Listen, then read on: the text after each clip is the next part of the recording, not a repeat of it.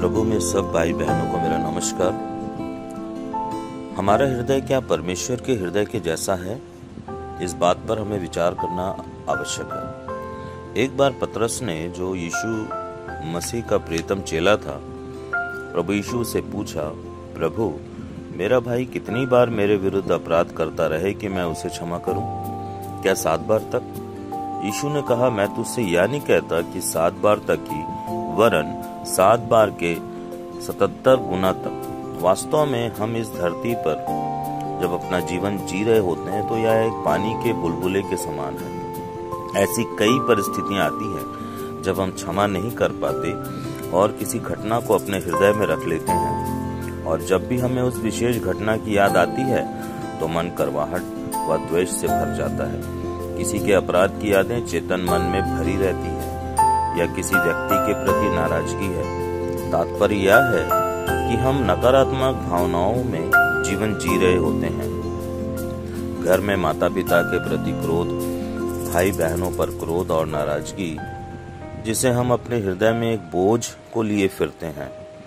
किसी के अंदर अपराध बोध और किसी के प्रति अपराध बोध, दोनों बातें खतरनाक हैं।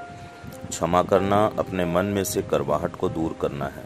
क्षमा ना करना मानसिक रूप से रोगग्रस्त होना है।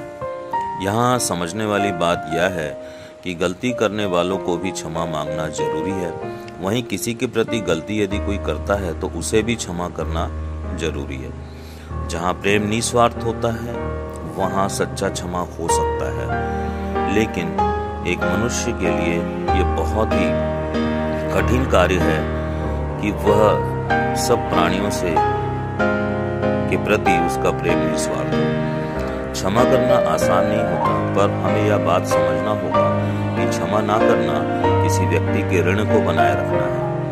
परमेश्वर ने हमें क्षमा किया है और अनवरत क्षमा करते रहते हैं। बाइबल कहती है, एक व्यक्ति पर करोड़ों का ऋण था और दूसरे पर 100 रुपए का ऋण था। जिस पर करोड़ों का ऋण था उसने एक व्यक्ति को 100 रुपए का ऋण दिया था।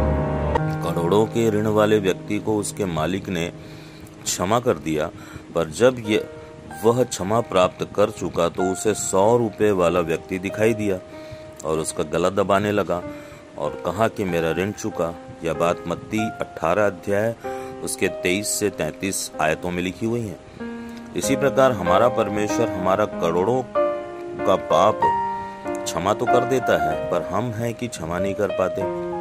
बाइबल कहती है मत्ती 18 अध्याय उसके 33 में कि जिस प्रकार तुझ पर दया की गई है उसी प्रकार तुझे भी अपने संगियों को क्षमा करना चाहिए। कई बार हम निर्णय लेकर क्षमा करते हैं, फिर उसके बाद उसकी याद करते हैं। बाइबल कहती है क्षमा करो तो तुम्हारी भी क्षमा किया जाएगा।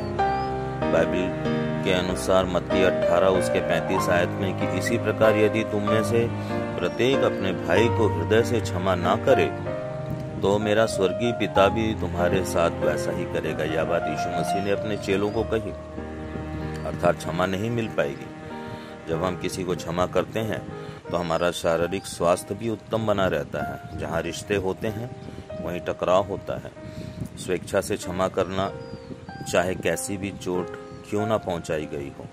निरंतर क्षमा करने से धीरे धीरे मन का आक्रोश कम होता जाता है। जरूरी नहीं कि क्षमा कर दिया तो मेल मिलाप भी जरूरी है। यदि मेल मिलाप होता है तो यह अच्छी बात है, और भूल जाना भी अच्छा है।